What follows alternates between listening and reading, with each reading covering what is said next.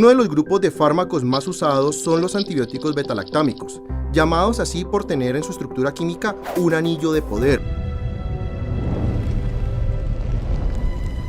Las penicilinas son fármacos bactericidas cuyo mecanismo de acción consiste en inhibir la síntesis de peptidoglucanos de la pared bacteriana.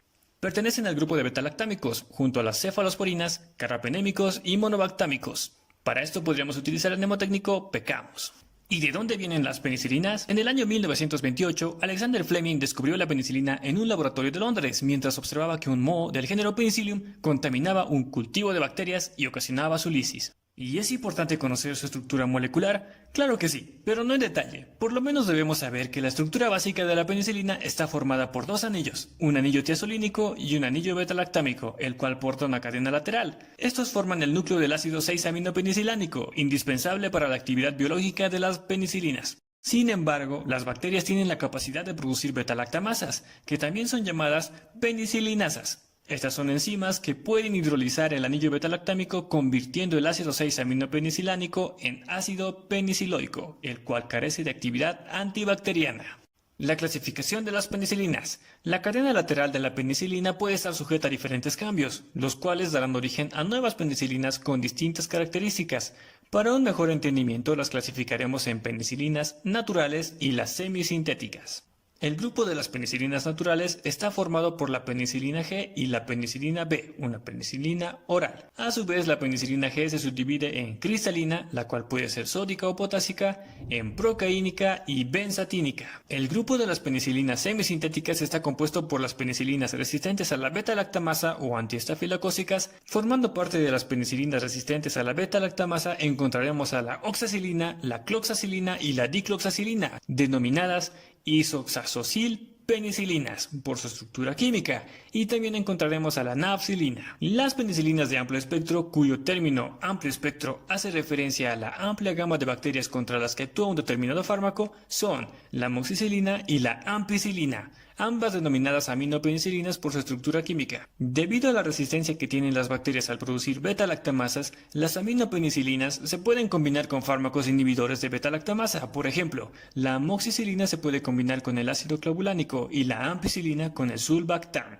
Por último, las penicilinas contra pseudomonas. Estas son la piperacilina, una ureidopenicilina que puede combinarse con un inhibidor de la beta-lactamasa como el tazobactam, y la carbenicilina y ticarcilina, ambas carboxipenicilina. Biosíntesis de peptidoglucano. Para poder entender mejor esta parte, recordaremos la estructura de la pared bacteriana. Sabemos que si utilizamos colorantes para la tinción Gram de las bacterias, obtendremos dos resultados: bacterias Gram positivas, es decir, que logran teñirse, y bacterias Gram negativas que no logran teñirse eficazmente. Las bacterias Gram positivas tienen una membrana plasmática que las envuelve, y alrededor de esta existe una capa de peptidoglucano, también llamada mureína o mucopéptido, que es un exoesqueleto de polisacáridos alternantes, N-acetilglucosamina y N-acetilmurámico. Esta tiene una forma de malla debido a los innumerables enlaces cruzados que presenta. Su grosor aproximado es de 50 a 100 moléculas, proporcionando rigidez y forma a la bacteria. También es elemento clave en la replicación y la supervivencia bacteriana, ya que protege de las presiones osmóticas externas a la bacteria.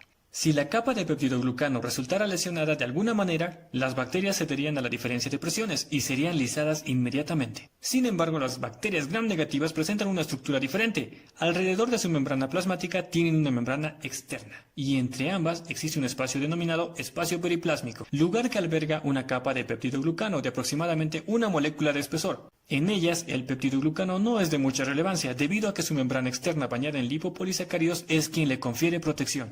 Por ello, las penicilinas son más efectivas contra bacterias Gram positivas. Las membranas plasmáticas de ambas tienen unas proteínas de unión a penicilina. Estas tienen distintas funciones, entre ellas la que resaltaremos es la transpeptidación, en la síntesis de peptidoglucanos. La presencia de beta-lactamasas en las Gram positivas será sobre la capa de peptidoglucano, y en las Gram negativas en el espacio periplásmico.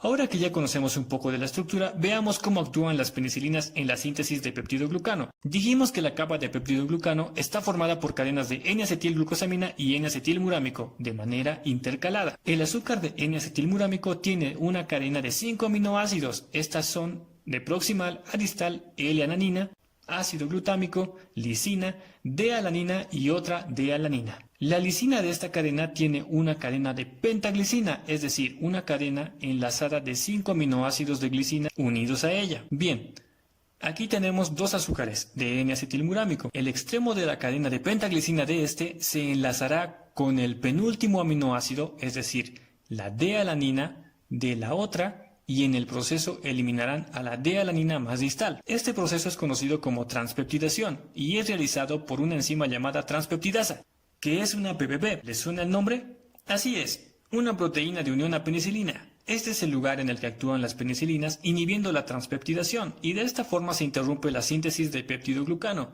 Algo que tenemos que tomar en cuenta es que al momento adecuado para la acción de las penicilinas es durante la replicación bacteriana. Por consiguiente, la afectación del peptidoglucano hará que la bacteria se vuelva un protoplasto, el cual experimentará un proceso de lisis por la inestabilidad osmótica.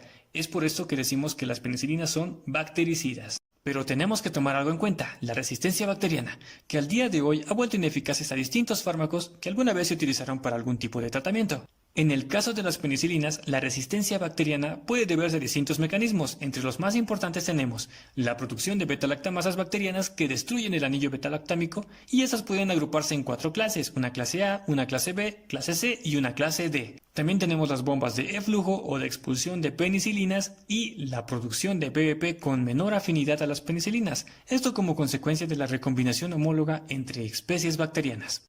La penicilina B es la única de administración oral, las demás son de administración parenteral. Cuando la administración es intramuscular se alcanza la concentración máxima en 15 a 30 minutos y la semivida de esta penicilina es de 30 minutos. Solo para recordarles, semivida se refiere al tiempo en el que el 50% de un fármaco es eliminado de un organismo. La duración de actividad antibacteriana varía. En el caso de la penicilina G benzatínica es de hasta 26 días, debido a una liberación lenta, con concentraciones pequeñas pero prolongadas, y además de tener un costo bajo, necesidad de menos aplicaciones a repetición y una pequeña cantidad de analgésico que hace que la inyección intramuscular sea menos dolorosa que las demás, la penicilina G benzatínica es la más utilizada. La distribución es buena en todo el organismo, pero en las meninges solo consigue penetrar en una cantidad razonable cuando hay una inflamación meningia. Su eliminación es sobre todo renal, 10% por filtración glomerular y 90% por secreción tubular. Por ello, se debe tomar en cuenta a aquellos pacientes con problemas renales. Se realiza su uso terapéutico en infecciones producidas por Streptococcus pyogenes, como tratamiento para la faringitis estreptocócica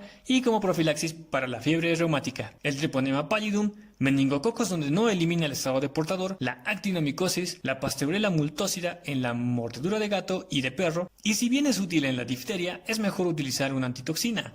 Y por último, también nos sirve en la gangrena gaseosa por clostridios. Los neumococos, estafilococos y gonococos han adquirido resistencia y por eso estos fármacos han sido desplegados por otros. La penicilina B, que es la oral, ya casi no es utilizada, esto debido a que solo cubre infecciones menores, además que tiene una mala biodisponibilidad y además de una necesidad de dosis repetitivas, esto ha hecho que sea reemplazada por la amoxicilina. Penicilinas resistentes a beta-lactamasas. De estas solo hablaremos de la dicloxacilina y la nafcilina. La dicloxacilina se utiliza por vía oral. Es estable en medio ácido, pero debe ingerirse 1 a 2 horas antes o después de las comidas, ya que el contenido gástrico disminuye su absorción. Y la nafcilina es de administración endovenosa. Ambas tienen una eliminación renal y también biliar. Sus concentraciones máximas se obtienen a la hora de administración y cubren infecciones por estafilococos resistentes a penicilinas, pero que sean susceptibles a meticilina.